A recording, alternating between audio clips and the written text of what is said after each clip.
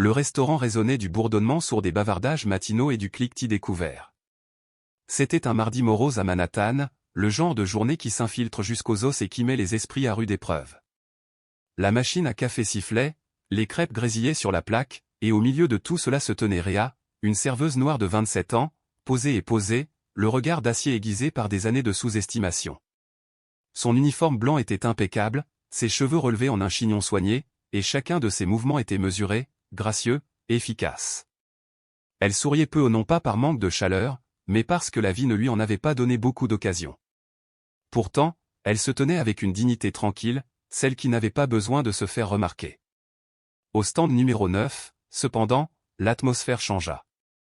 Un homme blanc, vêtu d'un élégant costume bleu marine, était assis, raide, une Rolex étincelant sous sa manchette. Soudain, il lança sa tasse de café sur la table. « Excusez-moi, aboya-t-il. C'est de la boue qu'on prend pour du café ici ?» Rhea prit une profonde inspiration, se retourna lentement et répondit avec une précision calme, « Bonjour, monsieur. Voulez-vous une tasse de café frais ?» Il ricana. « Une tasse fraîche ? Ce que je veux, c'est quelqu'un qui sache vraiment faire son travail. » Les têtes se tournèrent. Fork s'immobilisa en plein vol. Les bavardages de fond s'atténuèrent. Mais Rhea ne broncha pas. Elle avait entendu pire. On l'avait insultée, ici même, dans ce restaurant. Un jour, quelqu'un lui avait même laissé une serviette froissée sur laquelle était écrit « Vous devriez connaître votre place ». Elle savait comment Manhattan pouvait habiller son racisme de costume de créateur et de sourire poli. Elle hocha néanmoins la tête. « Je vous en apporterai un nouveau, monsieur. »« Non, non, » rétorqua-t-il d'une voix plus forte en se levant. « Tu sais ce que je veux ? Je veux savoir comment un endroit comme celui-ci embauche quelqu'un comme toi. » Le silence s'installa dans le restaurant. Même les bruits de la cuisine semblaient s'estomper. Rhea resta immobile, les poings serrés dans le dos, les ongles enfoncés dans sa peau. L'homme n'avait pas fini. « Vous agissez toujours comme si le monde vous devait quelque chose. Vous pensez que porter cet uniforme fait de vous un membre à part entière de la société ?» Ses lèvres s'entr'ouvrirent légèrement, mais elle ne dit encore rien. « Tu n'es qu'une serveuse. Rien de plus. Tu ne sais probablement même pas écrire « service client ». Mon chien est plus discipliné. » Un hoquet aigu résonna dans le coin d'une femme âgée. Un homme en chemise de flanelle se déplaça, prêt à se lever, mais Rhea, sans regarder, leva une main. Calme. Posé. Toujours digne. Puis elle se retourna et croisa le regard de l'homme. « Monsieur, dit-elle d'une voix ferme et inébranlable, je vais vous demander poliment de vous asseoir et de me laisser faire mon travail. » Il rit, d'un rire vif et cruel. « Ou quoi ? Tu appelleras ton manager ? J'ai des gens comme toi. Depuis toujours. » C'était ça. Rhea ne réfléchissait pas. Son corps bougeait avant que son esprit ne puisse le suivre. Elle recula, pivota et, d'un mouvement propre et pratiqué, leva sa jambe. Fissure. Le talon de sa basket noire heurta son menton. Sa tête bascula brusquement en arrière. Il tituba et s'écroula lourdement sur le banc derrière lui, hébété et humilié. Des exclamations de surprise ont retenti. Une fourchette est tombée par terre. Une serveuse a crié. Quelqu'un a crié, appelez la sécurité. Mais personne n'a bougé. Rhea se tenait au-dessus de lui, le souffle lourd, les mains tremblantes, mais ses yeux ne quittaient jamais les siens. « Tu n'appartiens à personne, » dit-elle d'une voix basse, mais tranchant le silence comme une lame. « Plus maintenant. » Il cligna des yeux. Du sang coulait de sa lèvre fendue sur son menton. Il regarda autour de lui, s'attendant à de l'indignation, du renfort, quelqu'un n'importe qui pour défendre le pauvre homme, civilisé, contre la serveuse violente. Mais tout ce qu'il trouva fut le silence. Puis, du fond du restaurant, un lent applaudissement commença. Une personne. Puis une autre. Puis un autre. Quelques instants plus tard, le restaurant a éclaté en applaudissements. Il était temps, murmura quelqu'un. Et Rhea se tenait debout. Ni par colère, ni par fierté, mais avec quelque chose de bien plus profond. Libération. Rhea se retourna et marcha calmement vers le comptoir arrière, bien que son cœur battait dans sa poitrine comme un tambour de guerre. Elle ne savait pas ce qui allait se passer. Elle serait probablement renvoyée. Peut-être même arrêté. Les caméras étaient sorties. Elle aperçut le voyant rouge clignotant d'un téléphone brandi depuis la cabine de l'autre côté de l'allée. Quelqu'un enregistrait. Mais pour la première fois depuis des mois, peut-être des années, elle avait l'impression de pouvoir enfin respirer. Derrière elle, l'homme se redressa en titubant, la mâchoire serrée. La rage déformait son visage tandis qu'il titubait sur ses pieds. « Tu es fini. Tu m'entends » rugit-il. « Tu sais seulement qui je suis ? Je suis Vincent Tarot. Tu ne travailleras plus jamais dans cette ville. » Rena se retourna, stable et imperturbable. « J'ai déjà travaillé 3 fois pour survivre, dit-elle. Peu importe si je ne sers plus jamais de café. Mais personne ne peut m'humilier et m'en aller. » La porte du restaurant s'ouvrit brusquement. Une grande femme en manteau bleu marine et talons entra, le visage pâle d'inquiétude. « Vincent » cria-t-elle, « que s'est-il passé ?»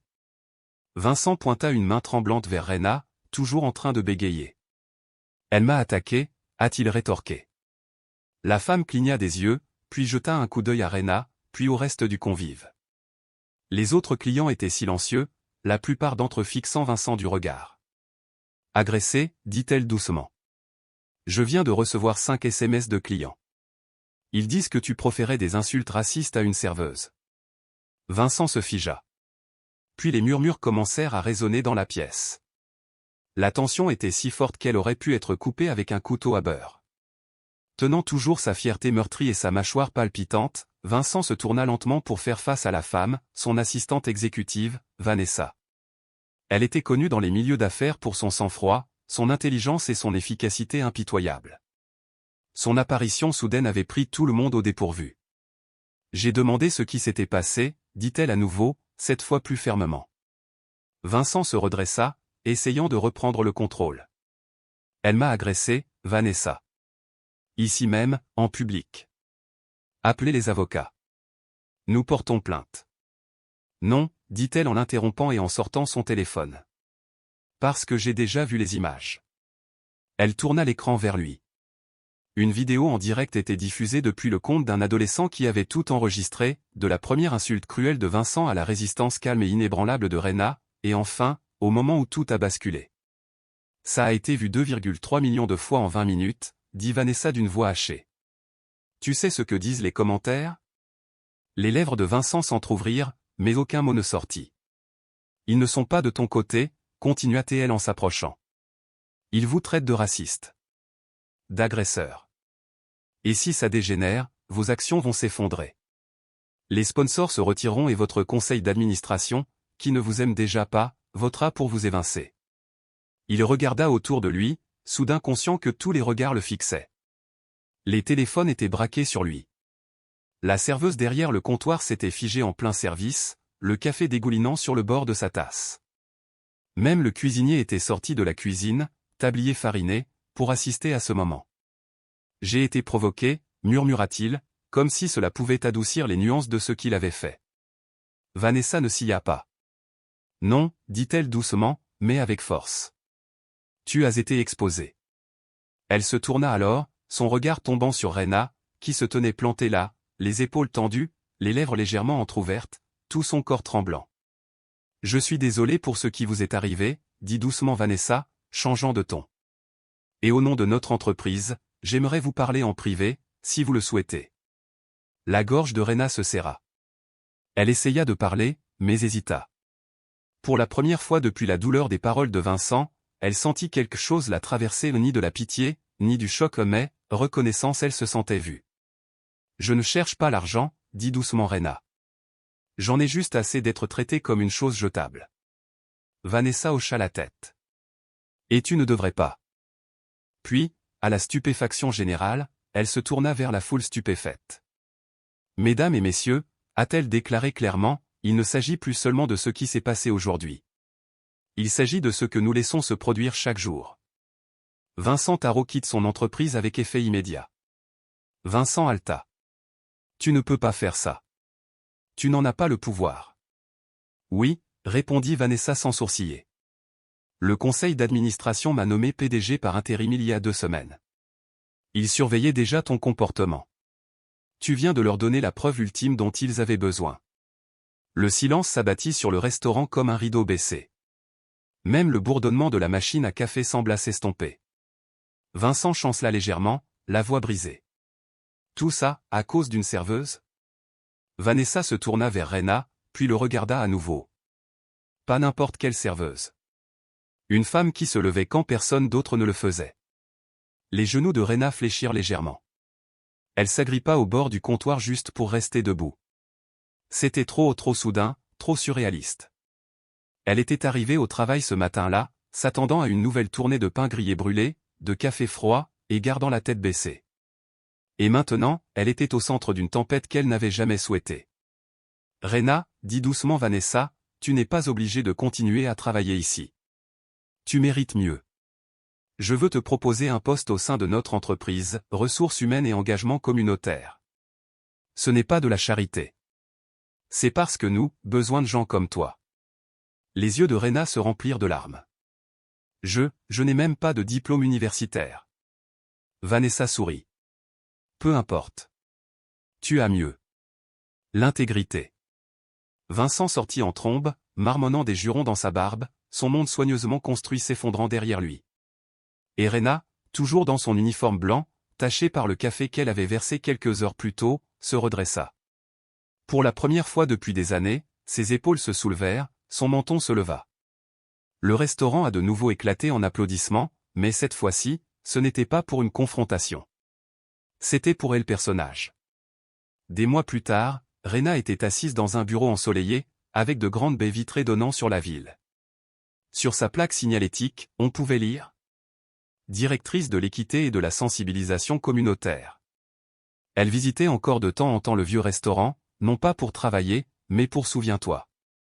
Pour se rappeler jusqu'où elle était arrivée. Et chaque fois qu'une nouvelle serveuse entrait, le regard inquiet, le pas hésitant, Rena souriait et disait doucement, « Tiens-toi droite.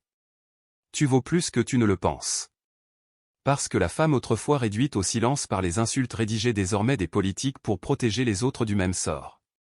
Et tout a commencé par un geste audacieux. Si cette histoire vous a touché, n'hésitez pas à la liker et à vous abonner pour découvrir d'autres récits émouvants, dramatiques et poignants. Dites-le nous dans les commentaires, d'où regardez-vous? Nous adorons connaître vos histoires. Jusqu'à la prochaine fois, restez gentils, restez curieux et continuez à regarder.